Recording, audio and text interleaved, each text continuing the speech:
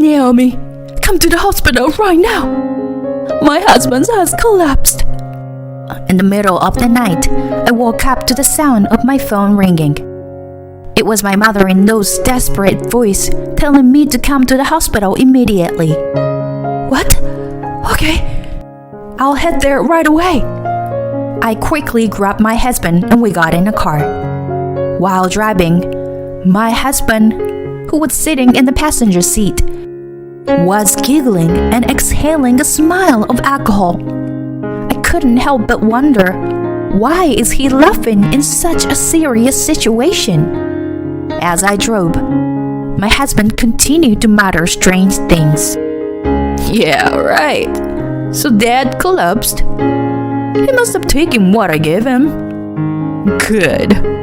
Everything is going as planned. I felt my blood draining from my face. My heart was pounding in my chest. The only sound in the car was my husband's unsettling laughter. Now, I can become the president of the company. When he said that word, I changed the destination and made a sharp turn. My name is Naomi. It's been 3 years since I married my husband Steve, and we live alone without children. We do want children eventually, but for now, we've decided to focus on work after discussing it together.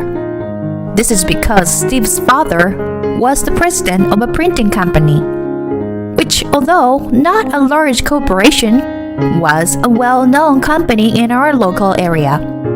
They handle a wide range of work, from corporate flyers to official government documents to web design. You can always see their work around town. Steve, being the only son and heir, quit his previous job and learned the business from his father after we got married. I also wanted to contribute, so I started working with Steve and my in-laws. We agreed not to have children yet, so we could concentrate on work, as there was still so much to learn. Although there were many things I didn't know as a beginner, the job was rewarding and fun every day.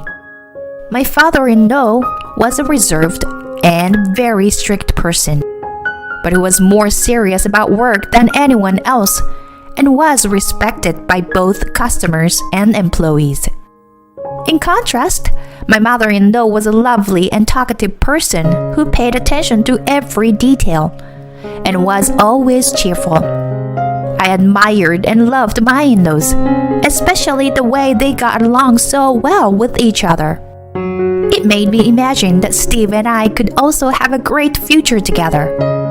At first, I thought everything would go smoothly after we got married.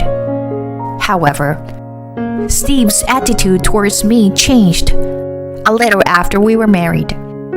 Although he had suggested we share the household chores as we both worked, he began to coming home later and later, until I was the only one doing all the housework. Even if he occasionally came home early, he would just play with his phone and not do anything. He used to thank me when I made dinner before we got married, but now he hardly talks during meals. Lately, he has begun coming home late at night more often. When I asked him if something is wrong, he just goes straight to his room without even looking at me. As these days continue, the once happy married life has become a pile of dissatisfaction towards my husband. When I complain about his attitude, he always responds in the same way. I'm a man who will become the CEO in the future. Know your place. At first, I was just surprised by my husband's terrible language. But as it continued, my disgust grew. Naturally, thoughts of divorce crossed my mind many times. But my in-laws were such nice people, and I didn't want to break off my relationship with them through divorce. The employees at my father-in-law's company were also good people, and the work itself was interesting. I thought it was better to put up with some frustration rather than lose all of this by divorcing Steve. One day, An event happened that pushed me to my limit. Late at night, I received a call from my mother-in-law. She was in panic. She said my father-in-law had collapsed, and my mind went blank. I woke up Steve, who was sleeping, and shook him in a panic. "Steve, wake up!" "What's wrong? It's still dark." I told him what my mother-in-law had said, and he yawned lazily. "Your father collapsed. I just got a call from your mom." "Huh? Dead? Can it wait until morning?" "What are you saying? He collapsed." "Oh, okay. Just give me a minute." Steve, who still seems dazed, ignored my words and tried to slip under the covers. My husband, who hadn't come home until late as usual today, must have been out drinking. No matter what I said, he didn't seem to hear me and only gave me half-hearted replies. So I reluctantly dragged my husband into the car and headed to the hospital. Until we got into the car, he grumbled and complained, looking unhappy. However, once we started driving, the movement of the car seemed to be soothing, and my husband quickly fell asleep in the passenger seat. Even though his own father was in danger, I couldn't help but sigh at Steve's carefree demeanor. How can you sleep so soundly in this situation? To my surprise, he responded to my muttered words. "When I said it was from you, Naomi, Dad was super happy to take it, you know." It was more like a sleep-talking reply than a coherent one. Chuckling in a creepy way, Steve continued speaking. "He never drinks with me, no matter how many times I ask. But once I mentioned your name, he immediately agreed and started getting ready. Isn't it strange? What kind of a father he is? Huh. And he drank so much today. But you know what? With this, I can become the president soon." Steve's words made my blood run cold. Could it be that my husband put something in the drink? What if my father-in-law collapsed because of his doing? As I watched Steve laugh uncontrollably, looking so happy and amused, I felt a chill run down my spine. I could feel my fingers gripping the steering wheel, growing cold. Panicking, I quickly parked the car and nervously phoned my mother-in-law. After a few rings, I heard my mother-in-law's voice, sounding weaker than usual. "Naomi, glad you called. I'm sorry I panicked earlier. He's all right now. His blood pressure went up a bit, but he's not in any danger. Just to be safe, we're keeping him in the hospital today. Don't worry." "Oh, that's good. I was worried. I'm just glad he's okay. I'm sorry for causing you trouble." "No, I'm just relieved he's okay now." Hearing my mother-in-law's words, I breathed a sigh of relief. But Steve's words from earlier still bothered me. By the way, there's something I want to ask you." "Oh, what is it? What's wrong?" Glancing at Steve, who had fallen asleep in the passenger seat, I mustered up the courage to ask her the question on my mind. "Did Steve and Dad drink together tonight?" I had a feeling that was half praying for it to be wrong, for it to be denied. But what I got from my mother-in-law was affirmative words.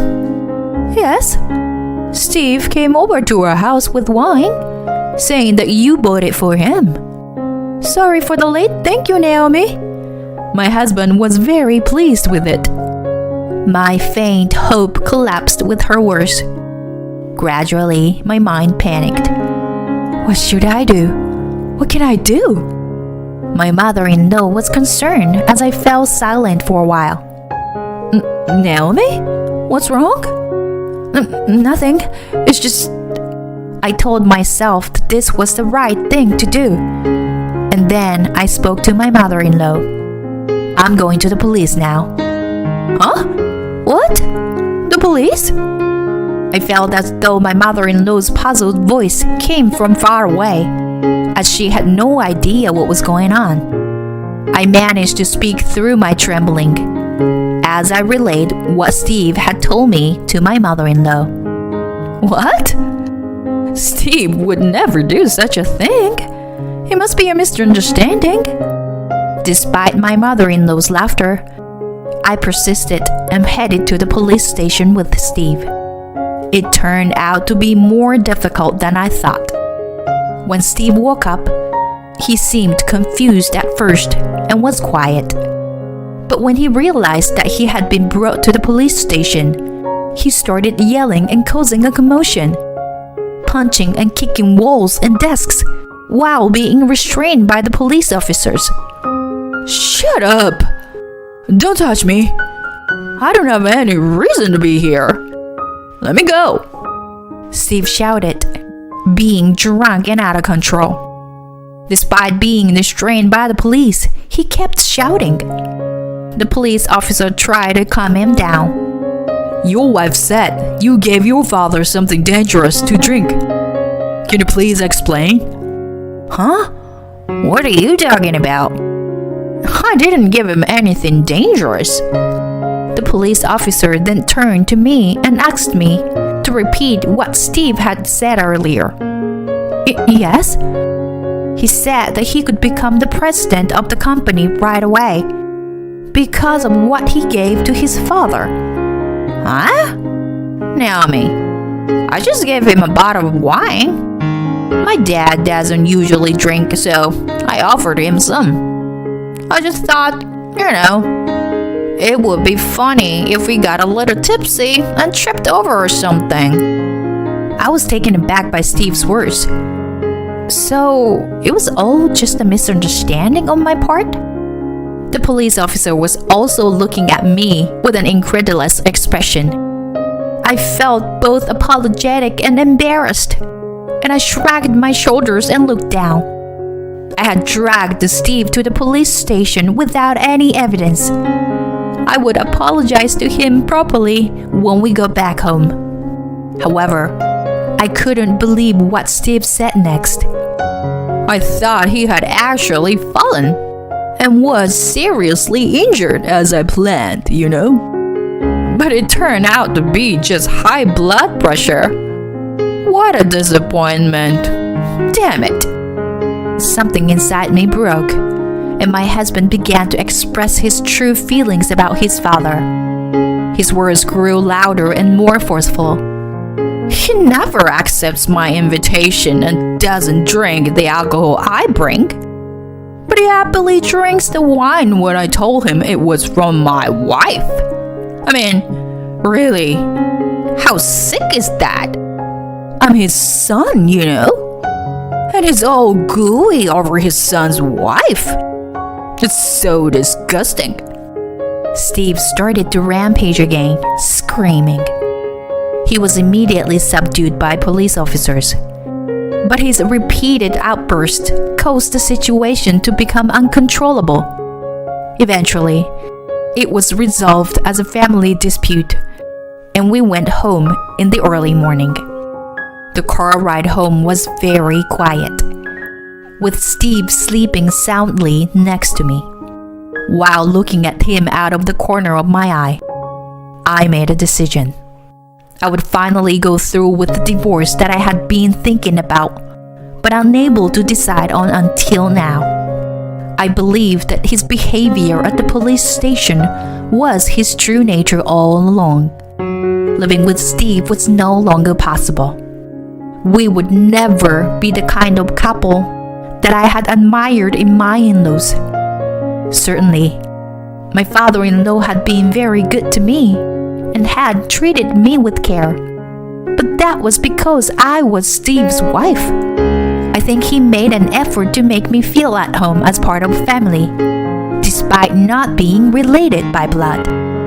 He also worried that working in his company, which was in an unfamiliar industry for me, would be suffocating. Perhaps he was kind to me precisely because I was a stranger.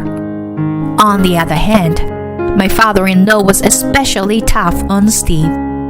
My husband was originally an only child and had been raised to become the next president, being pampered by those around him. As a result, Steve was easily conceited and had a tendency to look down on others. Sometimes he would throw a tantrum like a child when things didn't go his way. My father-in-law had reportedly been particularly strict with Steve in order to raise him as the next president. Until Steve became independent, my father-in-law did not show a soft side to him, even rejecting his invitations to socialize outside of work. I had tried to provide support in my own way whenever Steve complained about his father, but it may have had the opposite effect. Steve never noticed my father-in-law's feelings, and instead, it resulted in him harboring resentment. Steve was not only unable to become independent, but also was a person who stayed out late partying and even encouraged his father to drink with the hope that he would get seriously injured. It was just sad that he had become so far removed from the kind of person his father had hoped he would be. I decided to have my father-in-law listen to the recordings I had made of Steve's conversation at the police station. My father-in-law became furious, and Steve ended up not only losing his chance to become the next president, but also losing his job at the company. Steve was essentially disowned by the family.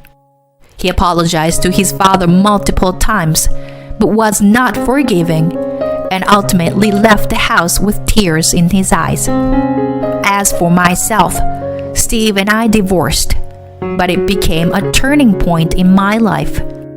I thought that I would no longer have any connection with my in-laws, but unexpectedly, I ended up inheriting the company as per my father-in-law's wish.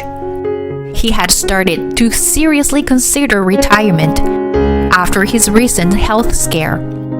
Of course, at first, I hesitated to take on the role of president. However, since Steve was an only child and there was no one else to take over the company, I wanted to repay my in-laws in some small way. Now, although I am inexperienced, I am struggling every day as the president in order to continue the wishes of my in-laws. A few months after the divorce was finalized, my phone suddenly rang. The screen displayed an unexpected name. Naomi, it's me. What do you want, Steve? Even though it had been a long time, Steve called my name in a friendly way, which irritated me. I heard that my dad's company is in your hands now. It must be tough for you to handle it all alone. Thanks for your concern, but I'm doing just fine. Well, I know you were putting on a brave face, but it must be a heavy burden for you. I told you I'm doing just fine. Can I go? Hey, come on, Naomi. Listen, I've been thinking, why don't we give it another shot? What are you talking about? There's no way we can start over again. You are the kind of person who would hurt people for selfish desire. But I've changed now. Please, let's try again. Enough. I gotta go. Don't call me again. I hung up and immediately set my phone to block his calls. But the story didn't end there. Steve appeared at my office the next day. As I was walking from the company towards the parking lot, while chatting with a new employee after work, Steve and some other men approached us. Steve ran towards me while shouting something loudly. just like when he caused a disturbance at the police station before. It's sad that when you are really scared, you can't move or speak. And that's exactly how it was for me. I was frozen with fear and could only watch as Steve approached me. When he got close, I closed my eyes tightly, thinking it was all over. But then, there was a loud noise as something fell. "Are you okay?" I heard a panicked voice. When I cautiously opened my eyes, the new employee was looking at me with concern. Yeah, I'm okay. Thank you. I'll call the police. Stay here." He explained the situation to the police on my behalf, as I was still in shock and couldn't do anything. Thanks to him, Steve and the other men were taken away by the police. It turns out that Steve had a grudge against me for rejecting his attempts to get back together and blocked his calls. The idea to ambush me at the company was suggested by his male acquaintances, who he met at a bar where he started hanging out until late at night during our marriage. These men also came up with the plan to get my father-in-law drunk and cause him serious injuries. Perhaps they wanted to enjoy some good times with his expense if Steve became the company president. If the new employee hadn't been there, I shudder to think what would have happened. He still worries about me and has been accompanying me to work. Although I feel a little guilty, I'm more grateful. Maybe I'll treat him to a meal as a thank you. Looking at him, who walks beside me, I picked out a delicious restaurant in my mind.